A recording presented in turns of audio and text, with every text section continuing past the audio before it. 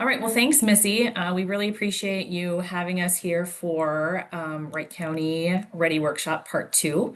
Hopefully, most or all of you were able to participate in round one with Amanda Taylor. I believe that was back in October. She gave a really robust presentation about Wright County and their readiness and kind of the opportunities that are specific to Wright County. So we wanted to do a follow-up that talked specifically about Wright County and ensuring that you are project ready.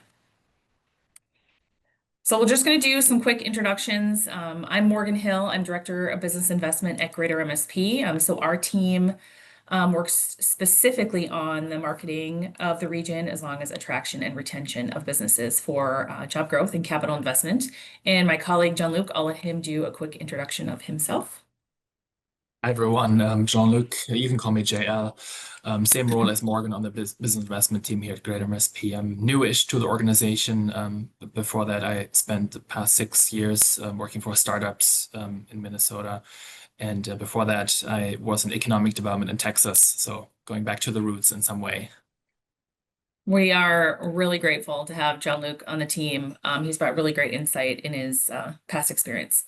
Well, thank you everyone for being here this morning. Our agenda is up. John-Luc is going to do a quick recap of what was discussed at the part one with Amanda, a little high level summary, and then we'll do a little bit of a deeper dive into what does it mean to be RFI ready, and then have some questions and discussion at the end. But please feel free to ask questions throughout. Don't feel the need to hold them till the end because we're hoping that this is a good discussion as well. All right, John-Luc, all yours. Yeah, actually, I think I'm going to start with just a brief framing of who we are. Maybe all of you know this. I'm going to keep it brief. So Greater MSP Partnership is the economic development partnership for the Greater Minneapolis-St. Paul metro area. We cover 15 counties, although that includes 2 counties in Wisconsin we don't really work in, so more like 13 counties. We're funded 80% by the private sector, so many of the companies you see on here, and then 20% comes from municipal governments, including yours. So thank you. And perhaps one important note here that you may be familiar with is whether a municipality or county fund is a Greater MSP investor or not. It does not matter. It does not dictate how we do our work. We're always putting our best foot forward. We always present all opportunities, all sites within our metro area, regardless if somebody is an active Greater MSP investor or not. So I think that's worth keeping in mind. You can move on to the next slide, please. Yeah, so pretty much everything that we do is truly driven by a partnership philosophy. So we don't do any of our work by ourselves. We couldn't land any deals without the municipal partners, without the utilities, etc. So it's the partnership strategy really that I also think makes us unique as a regional economic development organization. We do a lot of the work that we do as Greater MSP is proactive, so we don't just wait for leads to find their way to us. We foster and maintain and further expand relationships with brokers, with developers, with international trade organizations, groups like Germany Trade Invest, Austrade for Australia, JETRO for Japan, etc. So we want to make sure that those organizations are aware of the strengths and assets in our region, including available sites, especially large ones for potential mega projects. And we travel quite a bit to kind of tell the story and market our region to potential prospects, sometimes directly to companies and sometimes directly to organizations that could then introduce us to the companies. Thank you. You can move on. And the overarching goal is to increase the global competitiveness of our region. And we have various strategic initiatives that support that goal. But where we really spend the most time proactively is in these 3 relatively broad buckets. So digital tech, we would include anything from fintech startups that are seeing traction, like Sezzle, for example. You may see it on the Timberwolves jerseys, or data centers, semiconductors, right? Minnesota has this really fantastic, but still kind of under the radar semiconductor industry with companies like Polar or Skywater. And then anything else that you could potentially encompass in that. And oftentimes digital tech is what fuels the other industries as well, right? If you think about med and health tech, all of these, new age devices, they're built with so many chips and to a degree chips that are made in Minnesota. So they kind of go hand in hand. And of course, medtech and kind of adjacent industry, there's some bio-industrial, for example. It's not directly pharma, but it is kind of the precursor to pharma. So the feedstock and the ingredients that pharma companies need, a lot of those come out of Minnesota and are produced and really sometimes invented here by our companies. That's still kind of the backbone, medtech and adjacent industries of what we talk about because we have the strongest assets there. But then we're also seeing a lot of investment and also traction in anything clean and green tech related. You may know this because you're close to it. We have, for example, the largest community solar program in the nation. It's in Minnesota. It's run by Excel Energy. We have lots of really interesting assets. Minneapolis, the city of Minneapolis recently opened their first biochar facility. That's the first one in the US that's owned and operated by a city. Those are two random but interesting tidbits that, help us sometimes spark conversations with potential companies. And then we're also seeing a lot of investment in trying to decarbonize these legacy industries that are still important to our economy. You may know that 75% of the US iron ore comes from Minnesota, but iron ore is an industry that's really hard to decarbonize. But University of Minnesota and some investment firms and innovators, startups are trying to make some headwinds there. But maybe I'll stop there. You can move on, Morgan. Just a quick snapshot about how a deal process might look like. Of course, this is not a one size fits all, but there are various entities that could be the origin of what we would consider a lead. So sometimes companies go directly to the state because the state has the majority of the incentives. And then the state brings us in, we support them. You all sometimes get our site request broadcast, the SRBs. Sometimes we are the origin of a lead because we travel, we meet with companies directly, or we get a lead from a broker, from some utility, destination medical center, etc. And then it typically moves on to location screening. And that could go in various ways. It could be that the company or their consultant does some desktop research on their own. It could be that they ask us to do that on their behalf. And at that point, that's where I think the first step of the site readiness really comes into play. Because if we're not aware of a site or if a site is not ready, and we'll talk more about what readiness means, the companies won't consider it, obviously, right? So there's the initial engagement phase, which I'm kind of going to brush over. And then essentially where it gets more interesting is the shortlist. So oftentimes a project will do their initial vetting. There's some initial engagement with us, perhaps utilities, cities, counties, etc. And then they create the shortlist. Could be, for example, 3 locations across the US, not necessarily only the US. Right now, we're working on a potential 3,000 job project that's considering 1 location in Singapore and 2 in the US, one of which is us. But we want to make it to the shortlist, of course, because that's where we can add more narrative and beef up the application, typically with things like workforce statistics, etc. And then hopefully we'll get to a deal close. But all of that doesn't really work unless we have the sites that we can present them that would be a fit. So that's why we're here, and that's where Morgan will go in a little into more detail. All right, thanks, Jean-Luc. So, as Jean-Luc said, our goal, what we want to do is make the initial list and then get through the initial engagement process and to stay on the short list as long as possible. So how do we do that?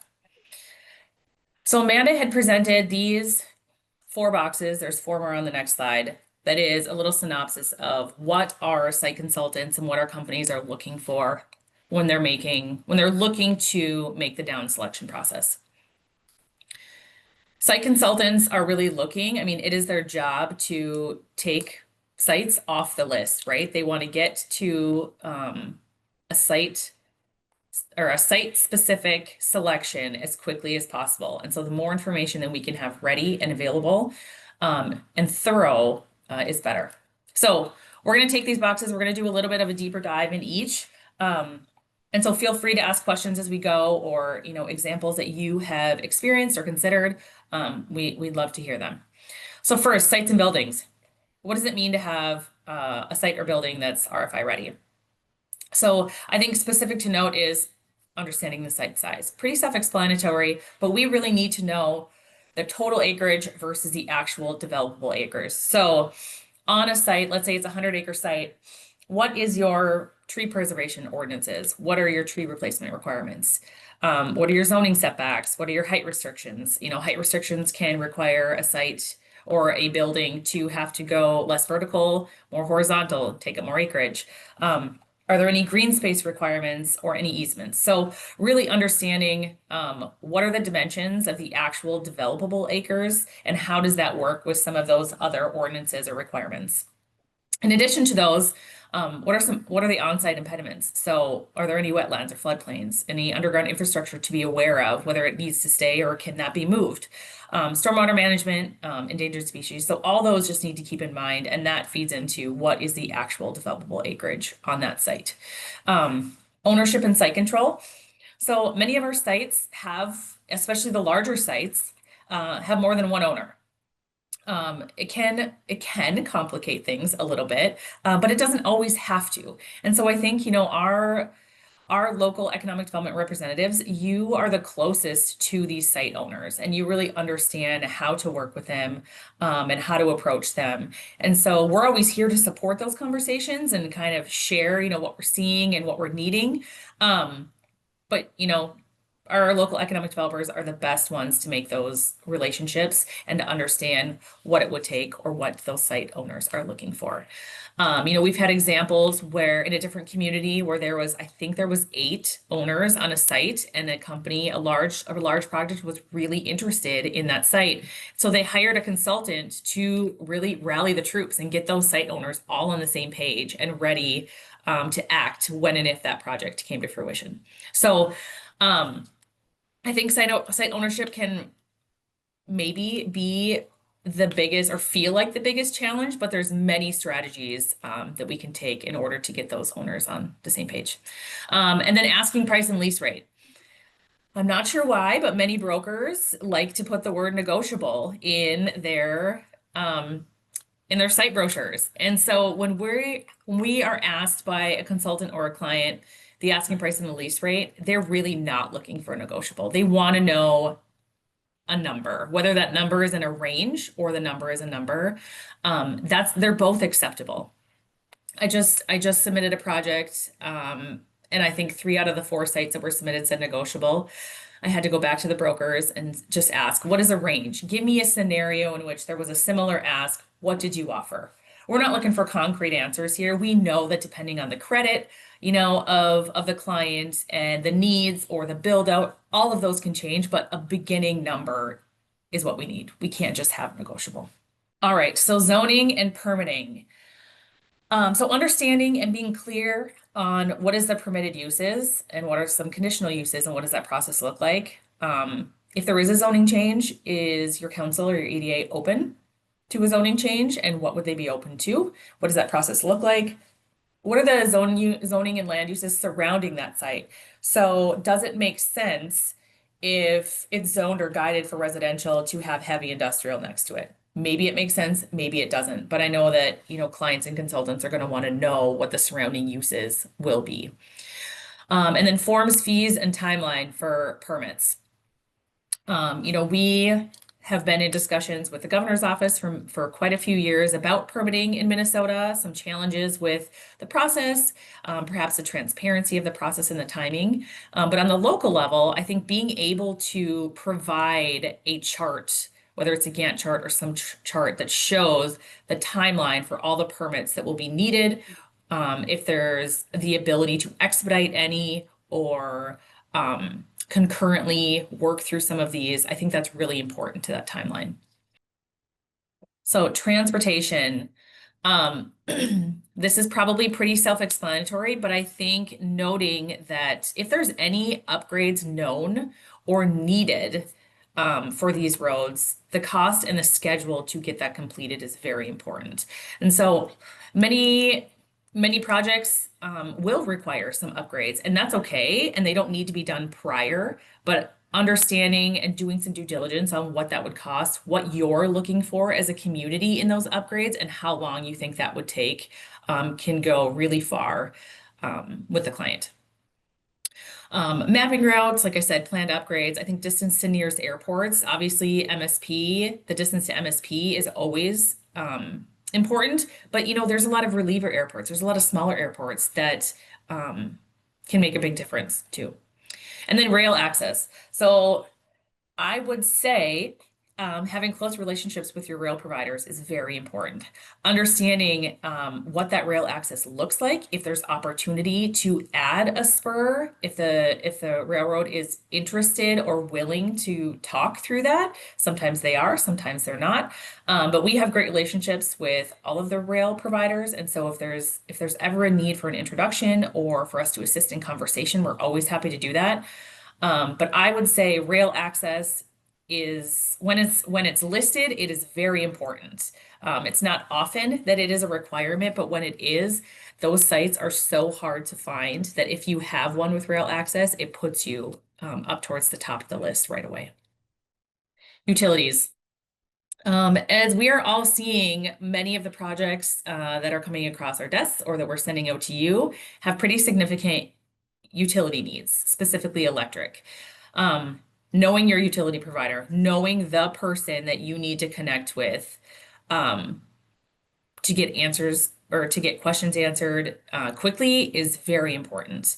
Otherwise, knowing the voltage voltage of the lines at the site and what would be required, whether it's timeline, costs, whether there's any incentives or support from the utility provider for upgrades, is consistent among all three of these: electric, natural gas, and water and wastewater.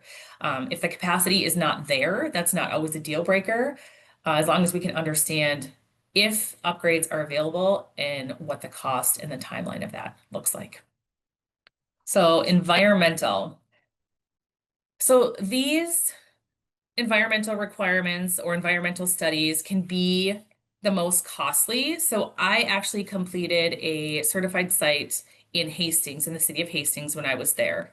And so understanding the need for these and the costs associated with can depend on the size of the site and the needs of the site. Understanding who some of your environmental partners are is important to get some initial feedback on if you're interested in doing these. What does that look like? What does the cost look like for a site of your size? We're happy to help with those conversations and make introductions.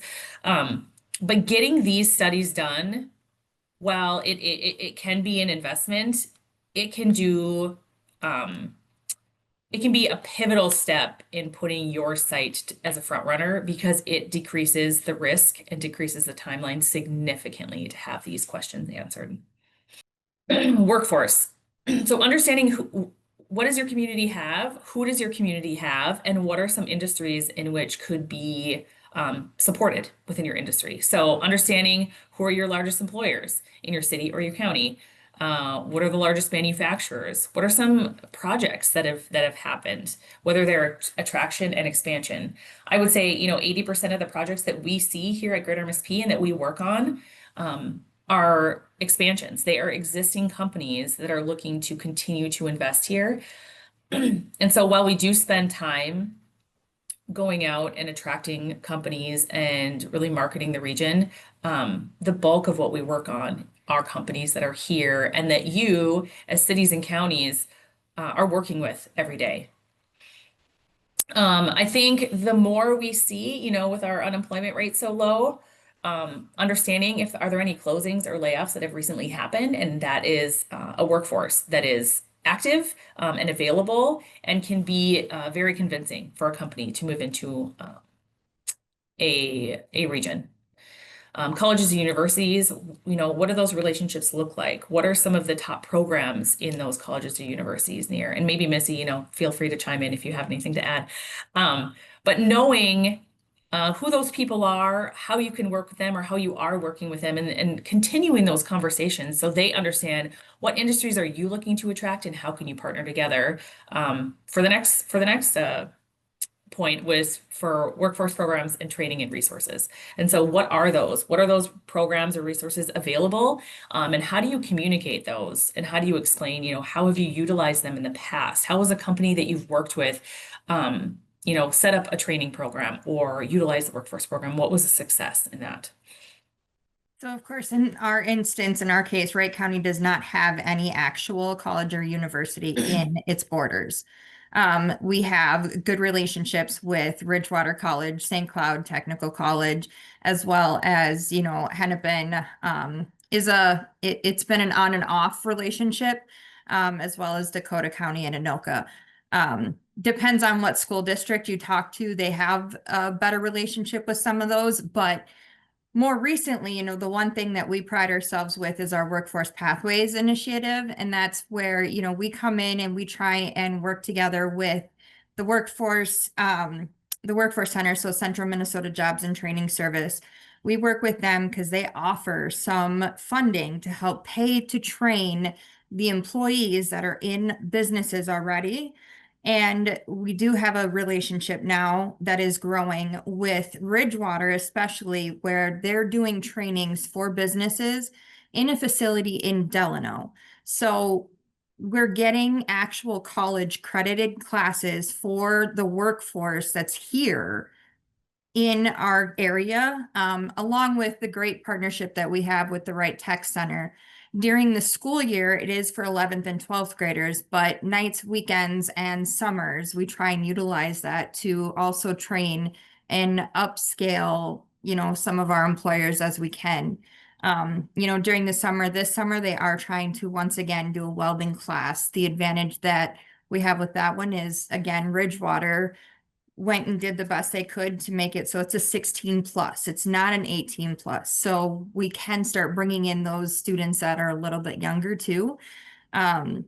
So we may not have our direct college and university, but we do have really good relationships with Bridgewater, especially, that's doing their best they can to bring in those trainings right here to Wright County residents and to our businesses. So that's one thing I do, pride ourselves on with that. So, and Tim Zipaway with Central Minnesota Jobs and Training Services does a great job making sure that he's working together with as many of the businesses as he can to bring on as many programs as possible.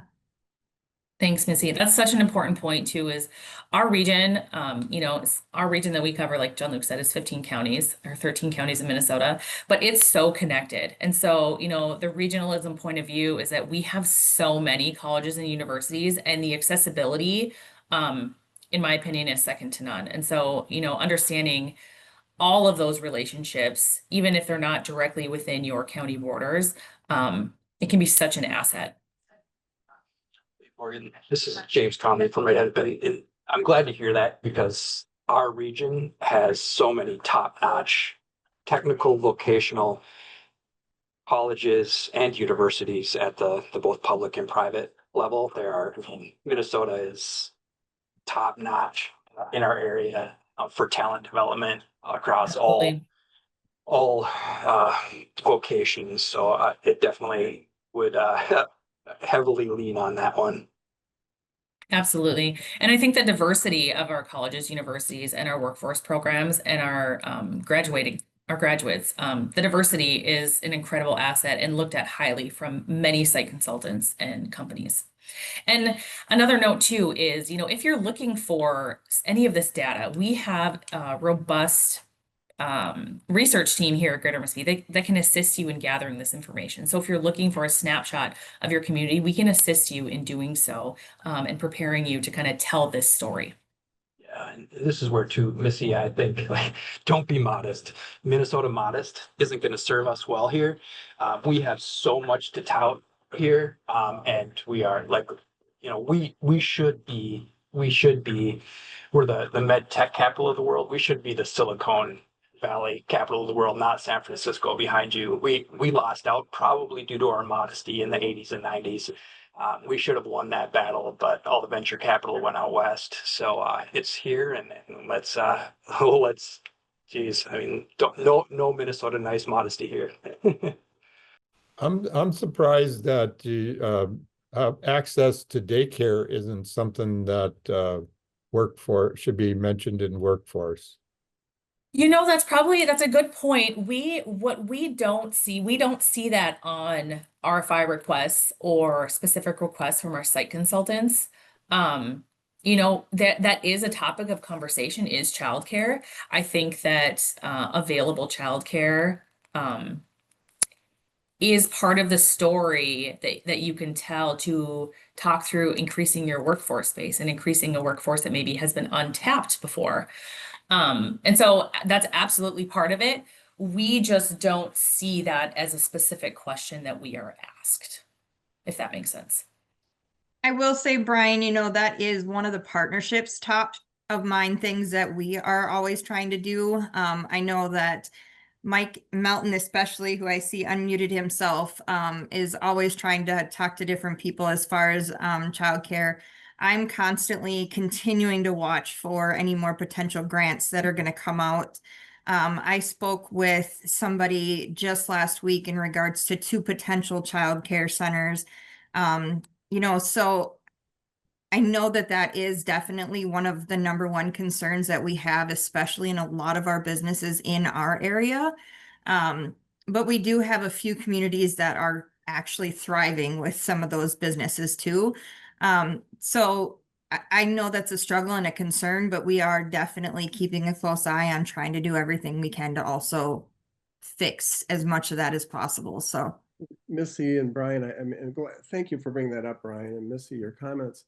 It's vital. You know, we work with a lot of smaller outlying communities around Minnesota and do development work and help them to be able to get housing going. But what we're really doing is we're actually supporting the Barrett Pet Foods of the world, who want to come into these communities, but there's just not there may be the workforce, but there's nowhere for them to live.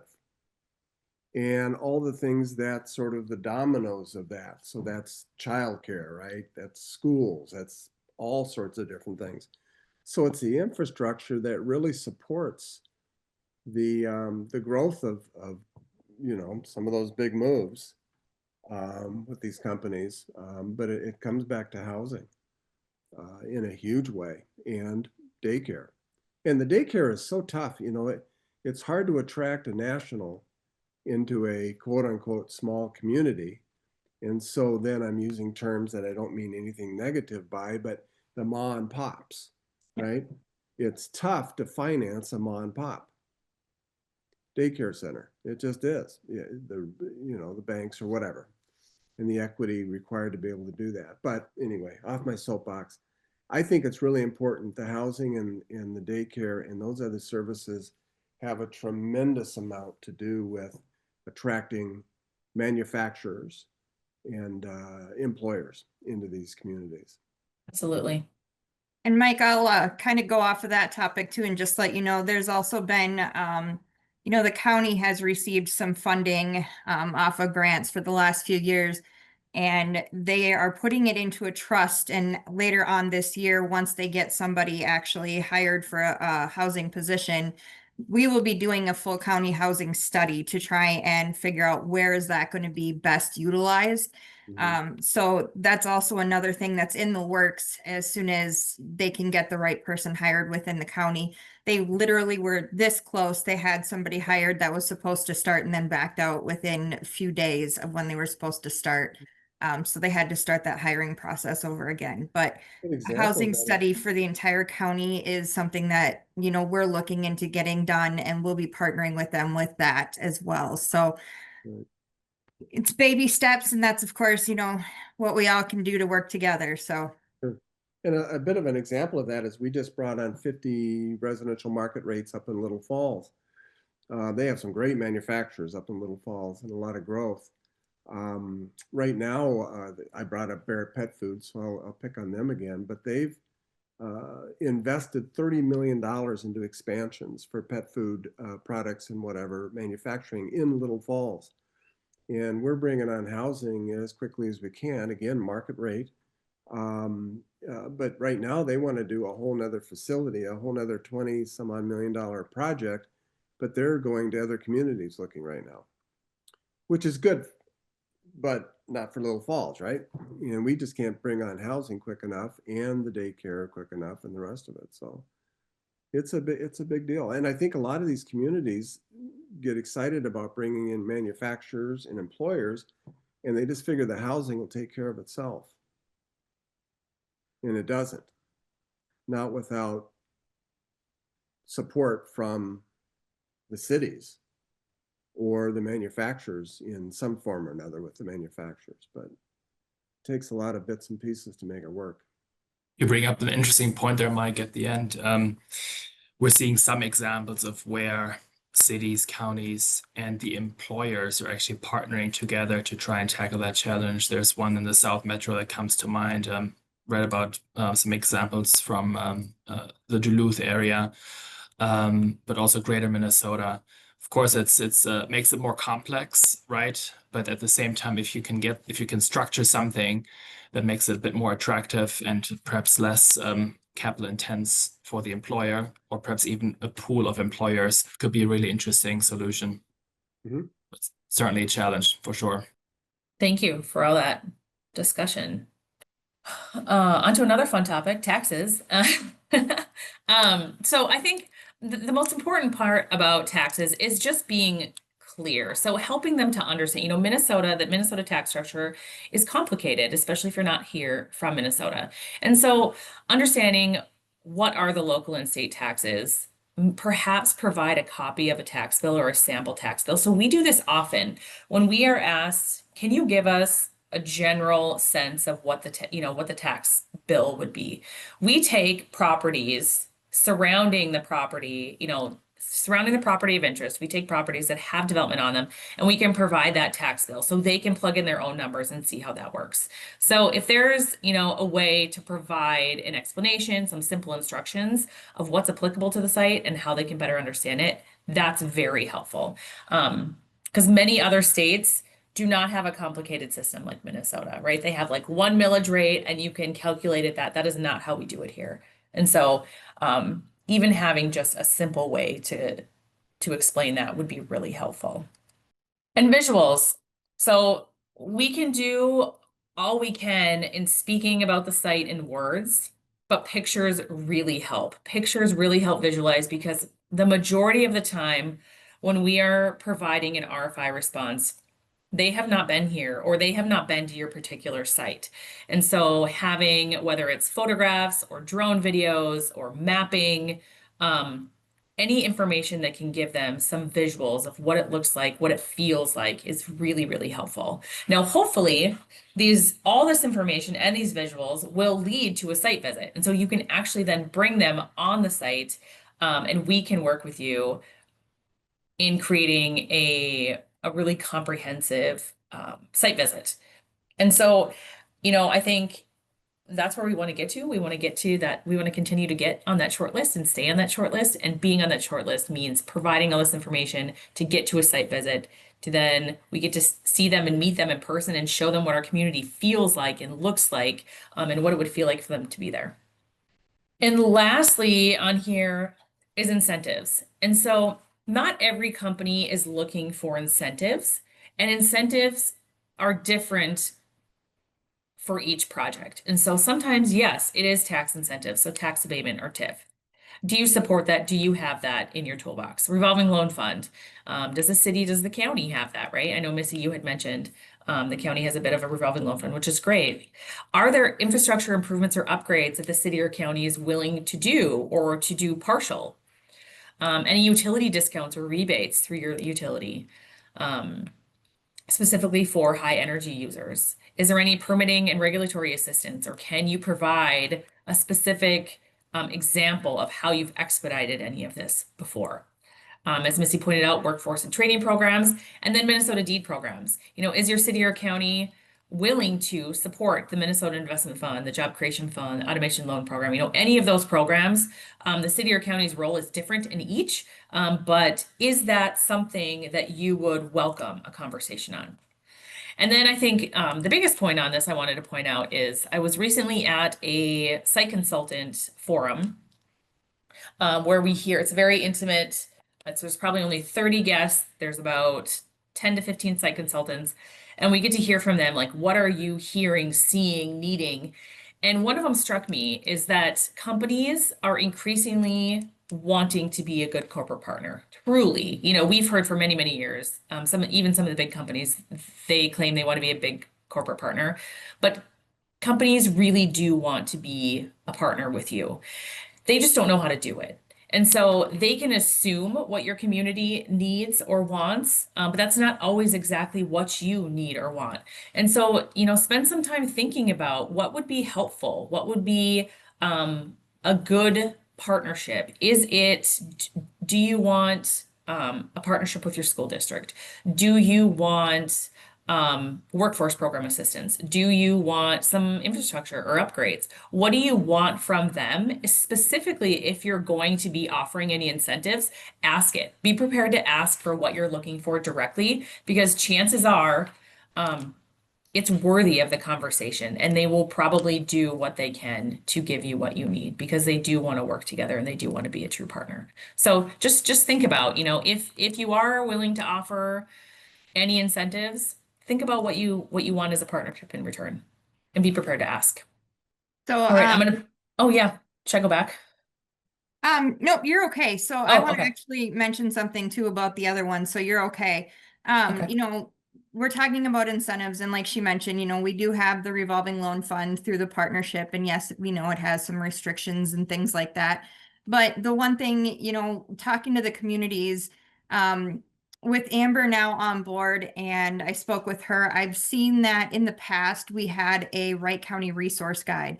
That is something that I brought to Amber, and I want to be able to bring back, because if I get a phone call from Morgan and she starts asking me questions, I cannot remember everything that everybody has to offer in every community, no matter how hard I try. And I've tried. It does not work. And I don't always know, of course, okay, great. Jim might have something in Monticello, but he may have just used it all. So now Jim doesn't have something to offer at this moment. So I might have to go, nope, hold on. So we have actually discussed bringing back that resource guide. So I will be reaching out to the communities and saying, okay, what do you guys have currently that we can offer for site selectors? I actually just had a phone call with David Heyer from Minnesota Deed this morning. Again, being able to actually have that information on hand. We do have access to Lasso, and I have been working with Lasso a little bit more as well. One thing, that we have that, we are offering to our communities, in which right now the only community on board that has utilized it that I've seen is the city of St. Michael, is our Zoom tours. This is one way that we can offer basically a site brochure for any site that the communities have, except for it's a virtual site. So it's not a piece of paper. You can click on your website and you can show them what it is that you have for development sites. This is something that right now, currently, we're just trying to do to help our communities. In the future, we probably will have to, unfortunately, be charging, because it's a cost that is starting to get a little bit more expensive each year. But it's not going to be something that we're going to start saying, hey, you guys, you need to pay $5,000 for. No. Mark, could you give a little example on how well it's been for you guys, and have you guys had any luck with it being useful at all, just out of curiosity? Yeah, we've had a little luck. I think it's just been helpful when people call or looking for sites. It's just an easy way to get them kind of familiar with the options that are out there before they maybe come in and meet with me or contact the broker. So I think it's definitely worthwhile. It's something probably we need to be promoting more or pushing more, but I do try to remember just day to day talking to people that's one of the tools I point them to. Okay. And we That's do great. have this on our website for site selectors as well. So when we know that a city has one of these going. We put it on our website. I try to have a list on there of any communities that I might know that has sites. It's a little bit easier to just put up a link to the Zoom tour if they have a Zoom tour versus keep track. You know, but I have a site up there that I know Jim has in Monticello that's shovel ready. You know, if we know that you guys have these sites, it's easy for me to put on there, especially with Amber now. We can send it over to Amber and she can learn how to put it on there, or we send it over to our website. You know, we want to be able to help promote these sites, and we want to be able to fill these sites and bring more to our communities. So if you know of sites that you guys have in your area, please feel free to send them over to me. And I'm more than happy to help find out for you guys who is the utilities that are all servicing it. Because I found out we have CenterPoint doing gas, and I had no idea that CenterPoint was doing anything in our communities until about a month ago. Thanks, Nathan, for helping me figure that out. So we want to be able to help figure this all out. And I'm also a great resource to help you guys figure out all the details that you need. That was a great segue into what JL is going to speak about, is like, how do we use this information? So we spend this time, we gather the information, we have it ready. What do we do with it, and where do we put it? And so Missy had a great example of the Zoom tours. That's a great resource. But there's a couple other buckets that I think that we can use to cross-market these sites as well. So I'll hand it over to JL. Yeah, I believe Missy touched on these already, right? So these are primarily utilized or managed by Deed, but you all can utilize them as well. So Lois is the public-facing, essentially, real estate database that you can utilize. And then Lasso is what Deed uses now for their own RFPs. Not always, but increasingly so, I would say. So even if it's a bit complex and not the most perhaps fun and intuitive tool to use, I think we all have to kind of grow with it and go with it as well. But the idea is really that you put it in once, and then the next time you want to submit that site, it's going to be a lot easier. So, as your schedule permits and as Steed offers perhaps more training, I would encourage it. And Missy, I know, is also pretty familiar with it already. But if you need any direct touch points there with Deed, we're happy to facilitate. And then I think lastly, we wanted to share a little checklist that we put together, right, Morgan? Yeah. Okay. So this is really inspired by what Excel Energy utilizes for their own site certification program, which Morgan knows well since she used to manage it. But essentially, if you were to go through that program, Excel would ask you for things like this, data points like these on here. This is meant to be an example, a template that we can send you afterwards in an editable format. So you could put your own logo on it, get rid of Greater MSP. You could insert your own screenshots, etc.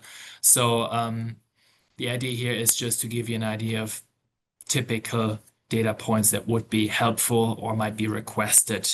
Chances are you might not have all of this information available. Some of it might take a while to accumulate. But I think one big takeaway for us is sites that are truly ready, we'd love to know about them. We'd love to share them whenever there's an opportunity. But even if you have a site that is not ready yet, but you know what it would take to get there to be ready, even that is helpful. Even that might be then a site that we could bring forward if you know what it would take to get to a point where it would be helpful for the company. Yeah, that's a great point. Feel free to share anything else.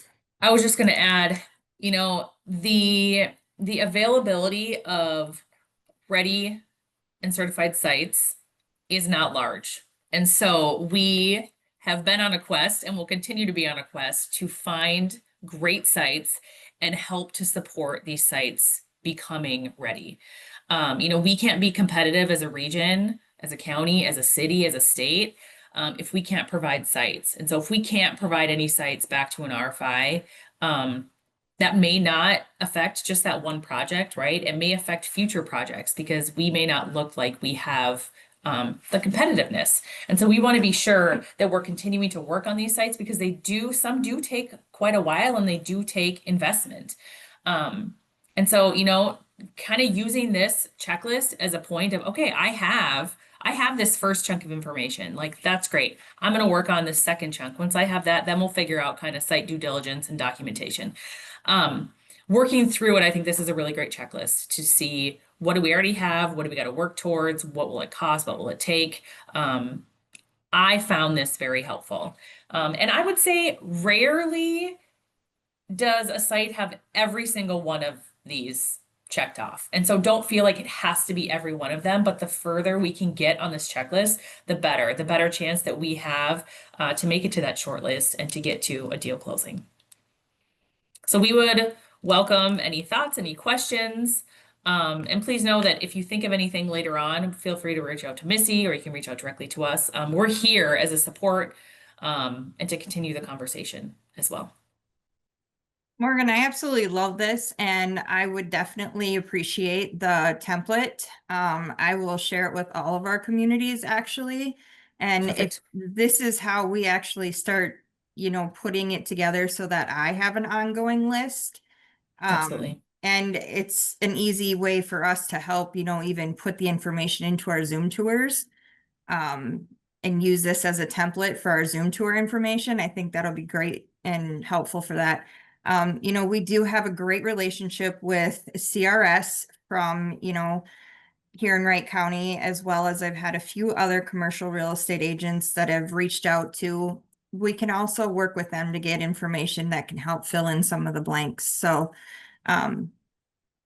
again, we can just work together to fill in the blanks on everywhere. So. Absolutely. And if you ever have questions on, we can't find this data point, who should we go to? How do we find it? Who should we connect with? Please feel free to reach out. I've gone through this many times, and so I can probably help to point you in the direction, but we'll find somebody who can find the information for you. So, James, I know you had to take off quick, and I saw you came off mute. Did you want to say something quick? Yeah, no, thank you. Super quick too, from Wright Hennepin Electric, our new member services group, they might be a good resource to pre-identify ideal commercial and industrial sites. So again, Missy, I just want you to know we do have a group in our engineering department that takes these calls, day in, day out from residential developers, but also obviously large commercial and industrial developers in our territory.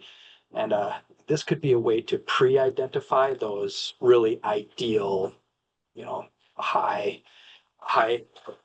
voltage areas, right, that are needed to serve some larger complexes. So that's a something great idea. that we could talk about offline, but that could also, again, all of the utilities in the area, if it's us or Excel coming through, or a municipality, they should have somebody or a team of somebody's that can definitely help zero in locations that would be ideal, depending on the use case you're looking for. James, that's a great point. There could be room on this template to notate, high power user, high energy, something like that notates like, this is a site that's prepared and ready for a certain user.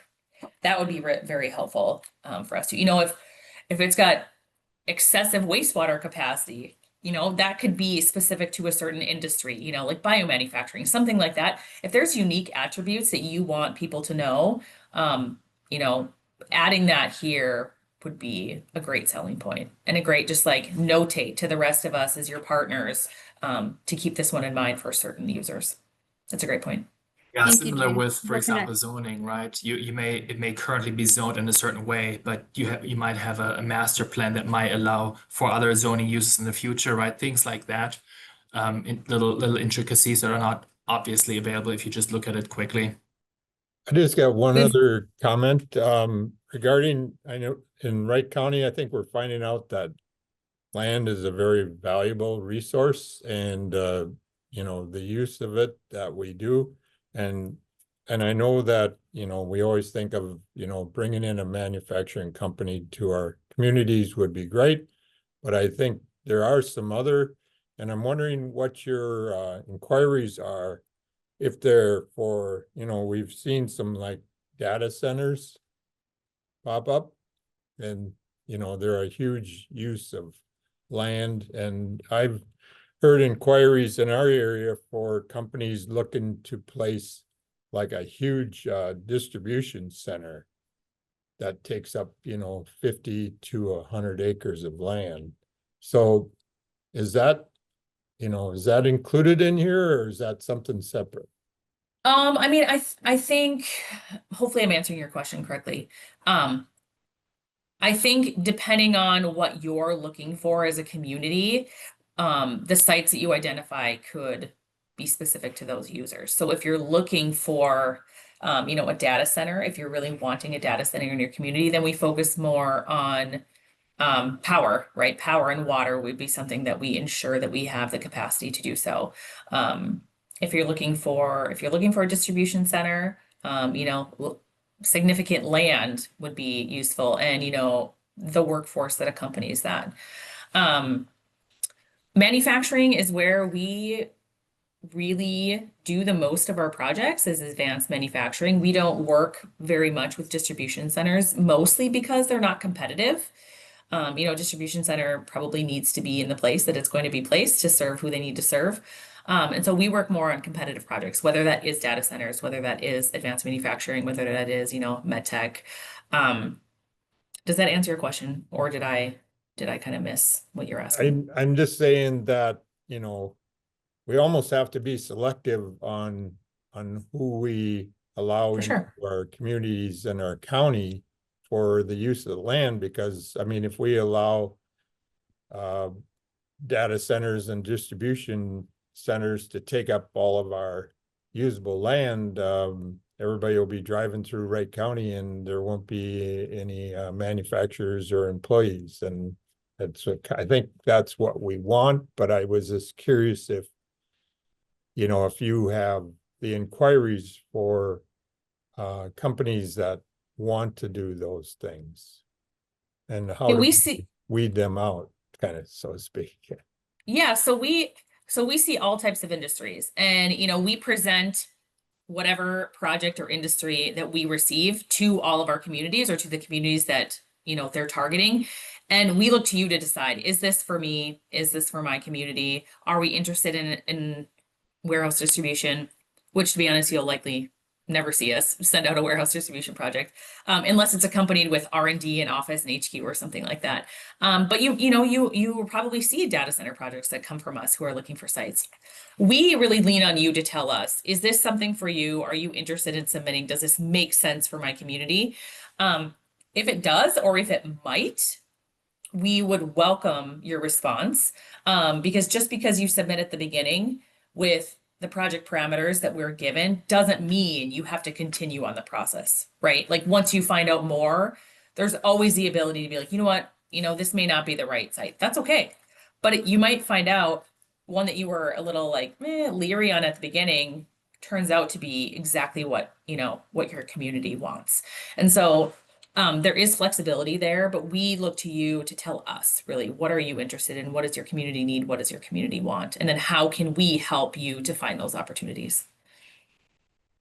I would say too, Brian, asking questions about data centers, especially. So, the city of Monticello has had, a data center come in, and they've asked, and they've directly specified certain areas. The city of Monticello, Jim, I know you guys have had this conversation and you are considering that for your community, but that's something that the community of Monticello is okay with. Now you're talking about down by Waverly, Montrose. I don't feel like Jessica would agree for the city of Montrose, or Connie, or Carrie, for the city of Waverly, that would be a good use of that space in between, that Montrose Waverly area. So again, those projects may be delivered, but that is going to be ideally the decision of, the EDA and the council and, that area. So Jim, do you want to go ahead and talk about, the data center and what you guys are thinking a little bit? So. Sure, yeah. So we have, we've been discussing for about a year now, with a large data center. So it's a data center developer out of the Twin Cities. This is public information. You can look it up Mhm. on the city website, and I think it's actually been in the Business Journal as well. The Fratellone Group. It's not the hardware store. It's the maybe a cousin, something like that. Fratellone Development, and it's a huge site. It's 550 acres. It could be a little larger than it actually. It could be as much as, I want to say, 800 acres. And the we actually met with the end user about 10 days ago, 9 days ago. They didn't identify who they were. They said there were three individuals. They gave us their names, no business cards. They want it to be confidential. We don't know who it is. We can guess. And they said, you're welcome to guess. And you'll probably guess, but it'd be 2.1 million square feet. Disappointingly, it'd only be about 100 jobs. So we're kind of like, maybe it'd be 150 jobs. It's not a lot of jobs on a huge site, gigantic site. It's a big investment in dollars. And then we have another one from Scannell that is smaller. It's about 110 acres. And that's about 1 million square feet, I think. So they're both public. They're both making their way through, our entitlement steps. So the one that came in last week, we call it Monticello Tech, or 10 days ago. They did ask about like I want to say like partnership, like kind of like that partnership that you talked about, Morgan. And so we, in-house, we said, well, we should identify our partners that help us, like Deed and Greater MSP and the Initiative Foundation, et cetera. So maybe we'll have to talk to Morgan and John a little bit, but they want a lot of infrastructure, and yeah, it's a tricky deal. Like it's good tax base, but yeah, I mean, you could have a lot of manufacturing out on this site, but it's not what really wants to go there right now. It could be 50 years before manufacturers want to go there. So who knows? I don't know. I'm just kind of rambling. That's it. Well, what I've heard is I've been hearing from farmers that there's been some companies from the cities that are coming out and wanting to buy up farmland, not in the city limits. Obviously, we have the rail down here, so they could have a rail spur, and they like this area because we're 35 to 40 miles out of the cities. And so that's what they're inquiring, and offering some pretty big dollars are being thrown around. So just curious if anybody else has heard about that too. I have not heard anybody saying anything about that, but that doesn't mean it's not being thrown around. I'll definitely keep my eyes out. Just to add to that, so we've had lots of calls on data centers for over a year now, about maybe 18 months. And the power lines coming off the nuke plant and the Becker plant kind of all run through this area, like right on the edge of Monticello. And that's a big draw. But I know that the farmer that has the 550 acres, during the pandemic, we had a distribution company, and it was a group out of Tennessee that was leading the site search. And I think Deed was involved, maybe I think Greater MSP was involved too, but they came and looked at the same site, and they didn't need quite as much land. They needed, like, I don't know, 100 some acres. There've been a lot of jobs, been a lot of trucks, kind of a big impact on the community. They paused, they stopped that site search. We never did get, like, we never got much feedback about what happened or where they went or if they did anything, but that farmer, like, we proposed this site and the farmer just, like, I mean, we have somewhat of a relationship with them, but he threw out a ridiculous price. And then, kind of told us, like, he'll farm it till he's dead. So I know I'm sure these farmers around here are getting lots of calls. And anyway, that's I'm sure it's happening. And apparently the price is right on this one for these 550 acres. So yeah. Here, to your point, Jim, I think, as the availability of sites continues to decline, specifically in Minnesota, I think companies are looking further and further outside of the metro, and that's becoming attractive, right? And some companies, I mean, that's their first choice, is to be really 30 to 40 miles out of the metro. That's why it's important, right, that we understand what sites we have available, what sites are easier to get to that finish line while we continue conversations with those owners that perhaps, want to farm it until they die. There's going to be those farmers, but at some point that discussion may change. And so just continuing those relationships is so important. There is no expectation that you go to some of these landowners and you convince them in 30 days that we want to get your site certified, right? That's not the expectation. But I think there's varying levels of readiness, and we just want to make sure we have a couple on each of those, and we continue to move all of those forward in their own way. Awesome. Anything else from anybody? Missy, I don't know if you wanted to wrap up or provide any final thoughts.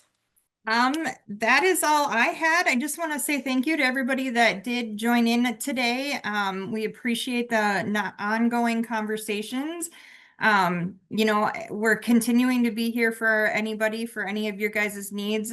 Again, I want to continue to let everybody know that I'm here to support in any way I can. I want to build up this list so that we have it and have our resources available for Morgan when they have sites, and for David when they continue to get calls for RFIs and things. If you have any questions at any point in time, or if you guys need anything, feel free to reach out to me at any time. As I always say, if I don't have the answer today, I'll have it within 24 hours, or I'll have the person that does have the answer as soon as I possibly can. So I look forward to continuing the conversation and supporting all of you as much as I can.